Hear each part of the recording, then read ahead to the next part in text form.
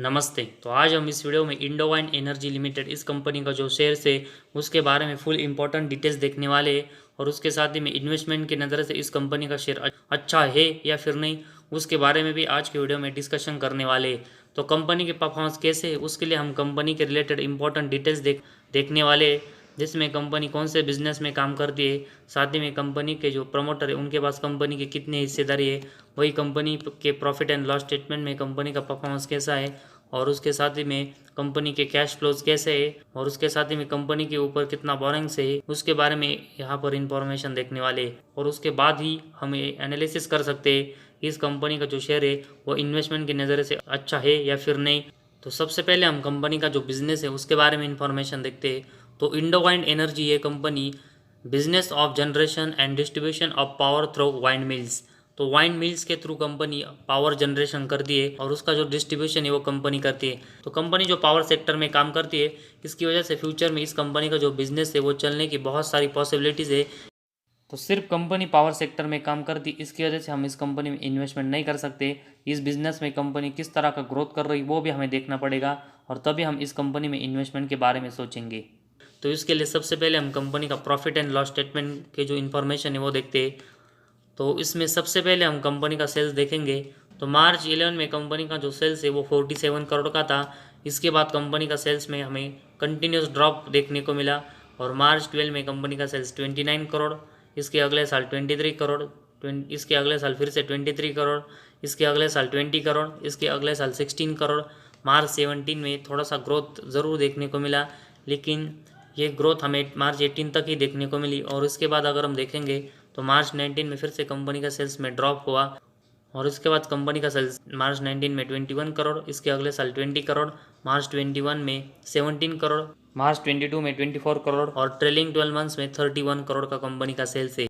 तो मार्च 11 में जो कंपनी का सेल्स 40 करोड़ के ऊपर था वो अभी तक हमें मार्च 22 तक एक भी साल ऐसा देखने को नहीं मिला जिसमें कंपनी ने 40 करोड़ के यहाँ पर आसपास सेल्स किया है। उससे कम ही कंपनी का सेल्स कंटिन्यूस हो रहा है और मार्च 11 के बाद कंपनी के सेल्स है उसमें कंटिन्यूस ड्रॉप आया है और कंपनी के जो सेल्स की ग्रोथ है उसके बाद हमें बहुत ही पुअर देखने को मिली है, जो कि कंपनी के बिजनेस के लिए बहुत ही निगेटिव साइन है।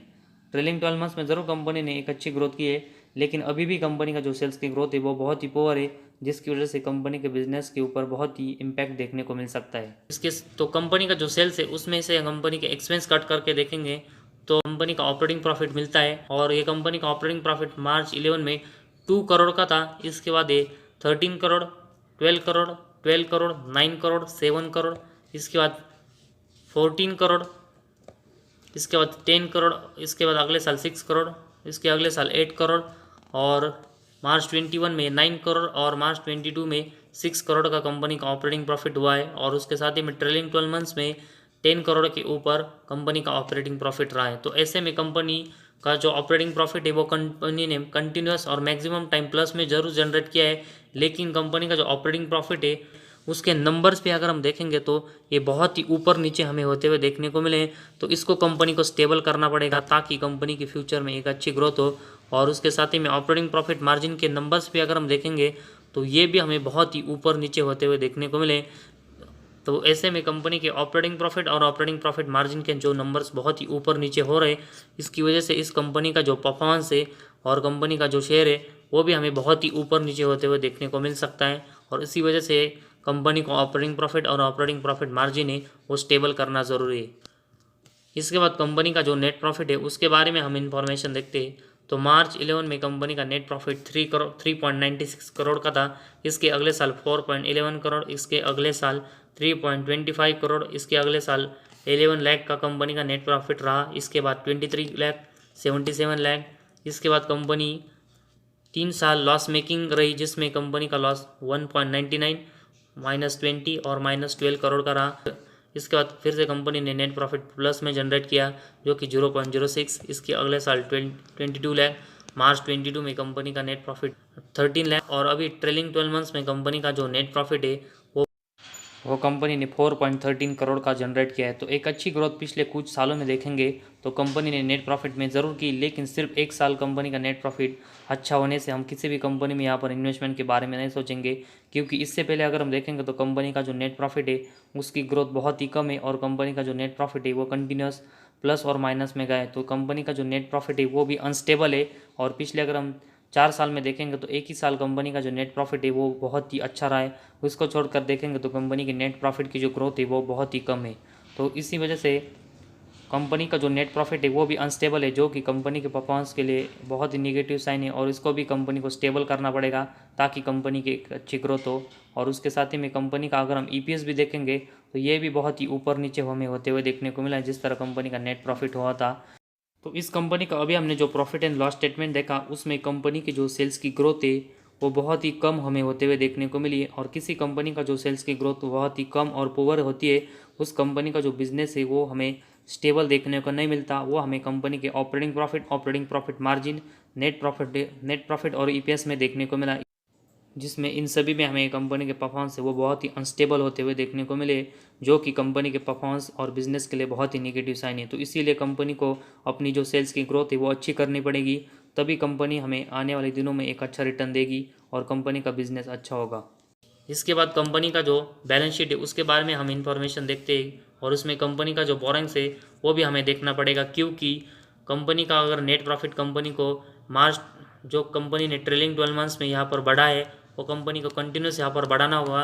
तो इसके लिए कंपनी को अपना जो बोरेंग्स है वो कंटिन्यूस यहाँ पर कम करना पड़ेगा, ताकि कंपनी को कम इंटरेस्ट रेट चुकाना पड़े और उसकी वजह से कंपनी का नेट प्रॉफिट बढ़े। तो इसीलिए कंपनी का बोरेंग्स यहाँ पर कम होना ये बहुत ही इंपॉर्टेंट है। तो कंपनी की जो बैलेंस शीट है उसमें सबसे पहले हम कंपनी का जो रिजर्व है वो देखेंगे। तो कंपनी का जो ये रिजर्व है वो 146 करोड़ का है, और उसके कंपेरेटिवली अगर हम देखेंगे तो कंपनी के ऊपर 12 करोड़ का बोरिंग्स है। तो कंपनी के जो रिजर्व है उसके कंपेरेटिवली कंपनी के ऊपर बहुत ही कम बोरिंग्स है, जिसकी वजह से इस कंपनी की जो बैलेंस शीट है वो स्ट्रांग हुई है, जो कि बहुत ही पॉजिटिव साइन है। और उसके साथ ही में कंपनी अपने ऊपर का जो बोरिंग्स है वो कंटिन्यूस यहाँ पर कम कर रही है, और अभी कंपनी हमें डेट फ्री के आसपास ही सितंबर 22 में जाते हुए देखने को मिले। तो इसी वजह से कंपनी की जो बैलेंस शीट है उसमें कंपनी का बोरिंग्स कंटिन्यूस कम हो रहा है और कंपनी के जो रिजर्व है वो कंटिन्यूस बढ़ रहे हैं, जिसकी वजह से इस कंपनी की जो बैलेंस शीट है वो स्ट्रांग हुई है। तो कंपनी ने अपना ऊपर का जो बोरिंग्स है वो कंटिन्यूस यहाँ पर कम किया है, लेकिन कंपनी के रिलेटेड जो एनसीएलटी से रिलेटेड केस चल रहा है इसमें कंपनी को रीपेमेंट करना है। वो केस अगर कंपनी के अगेंस्ट जाता है तो कंपनी यहाँ पर बैंकरप्ट भी हो सकती है। तो इसी वजह से अगर हमें इस कंपनी में इन्वेस्टमेंट करनी है तो हमें इस कंपनी के ऊपर जो एनसीएलटी से रिलेटेड केस चल रहा है उसके ऊपर भी फोकस देना पड़ेगा कि ये कंपनी के अगेंस्ट जाता है या फिर नहीं, क्योंकि कंपनी के अगेंस्ट अगर ये केस गया तो कंपनी बैंकरप्ट होगी और उसके बाद हमें कंपनी के शेयर से वो ज़ीरो होते हुए देखने को मिलेगी और हमारी जो इन्वेस्टमेंट है वो इस कंपनी में ज़ीरो भी देखने को मिलेगी। लेकिन कंपनी के फेवर में अगर ये केस गया तो कंपनी के जो शेयर्स है उसमें हमें बहुत ही अच्छी तेज़ी देखने को मिलेगी, और कंपनी का जो बोरिंग्स कंटिन्यूस कम हो रहा है उसकी वजह से कंपनी के जो नेट प्रॉफिट है उसमें भी हमें अच्छी ग्रोथ देखने को मिलेगी, और कंपनी का जो शेयर्स है वो भी हमें स्टेबल रिटर्न देते हुए देखने को मिलेगा। तो कंपनी का नेट कैश फ्लो भी अगर हम देखेंगे तो ये मार्च 18 में माइनस, 19 में माइनस, इसके साथ ही में 20 और 21 में ये प्लस में था, लेकिन अभी मार्च 22 में ये फिर से माइनस में गया है। तो ऐसे में पिछले 5 साल में देखेंगे तो कंपनी का नेट कैश फ्लो माइनस और प्लस में कंटिन्यूस हो रहा है। तो इसके परफॉर्मेंस है वो भी अनस्टेबल है, जो कि ये भी कंपनी को स्टेबल करने पड़ेंगे। तो फिलहाल कंपनी का नेट कैश फ्लो अनस्टेबल है, ये भी कंपनी के परफॉर्मेंस के लिए एक निगेटिव साइन है। और वही अगर हम इसके साथ ही में कंपनी के डेप्टर डेज के नंबर से वो देखेंगे तो मार्च 20, 21 और 22 इन 3 साल में देखेंगे तो कंपनी के डेप्टर डेज के नंबर से वो कंटिन्यूस यहाँ पर बढ़ रहे, और किसी भी कंपनी के अगर डेप्टर डेज के नंबर बढ़ते हैं वो उस कंपनी के परफॉर्मेंस ख़राब होने का इंडिकेशन देता है। तो इसी वजह से पिछले 3 साल में कंपनी के जो डेप्टर डेज का नंबर्स बढ़ रहा है वो कंपनी के परफॉर्मेंस के लिए निगेटिव साइन है। और उसके साथ ही में अगर हम कंपनी के शेयर होल्डिंग पैटर्न के बारे में देखेंगे तो प्रमोटर के पास 44% की हिस्सेदारी है, डीआईएस के पास 4% की हिस्सेदारी है और पब्लिक के पास 50% की हिस्सेदारी है। तो पब्लिक, प्रमोटर और डीआईएस हमें इस कंपनी में यहाँ पर इंटरेस्टेड देखने को मिले, जो कि एक अच्छा साइन है। तो इस कंपनी के जो प्रमोटर की यहाँ पर कंपनी में हिस्सेदारी है वो ठीक ठाक देखने को मिली है, जो कि कंपनी के शेयर होल्डिंग पैटर्न को एक स्टेबल बनाता है।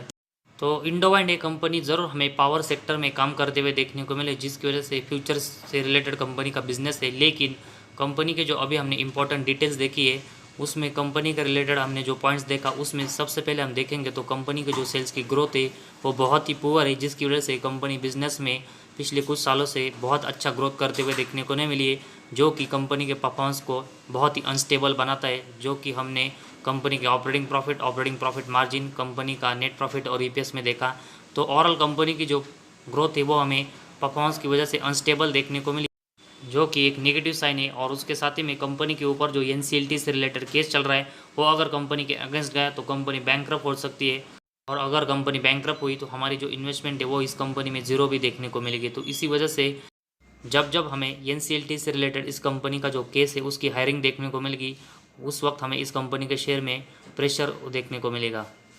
तो ज़रूर इस कंपनी ने अपने ऊपर का जो बोरिंग्स है वो कंटिन्यूस यहाँ पर कम किया और कंपनी डेट फ्री के आसपास देखने को मिली। लेकिन जब तक कंपनी के ऊपर ये केस रहेगा तब तक हमें कंपनी के शेयर के ऊपर प्रेशर ही देखने को मिलेगा। तो ऐसे में जब तक कंपनी NCLT से रिलेटेड केस में जुड़ी रहेगी तब तक हमें कंपनी के जो शेयर्स है उसमें इन्वेस्टमेंट यहाँ पर बहुत ही कम और केयरफुली करनी पड़ेगी। तो फिलहाल इस वीडियो में बस इतना ही। अगर आपको हमारा वीडियो पसंद आया तो इस चैनल को ज़रूर सब्सक्राइब कीजिए।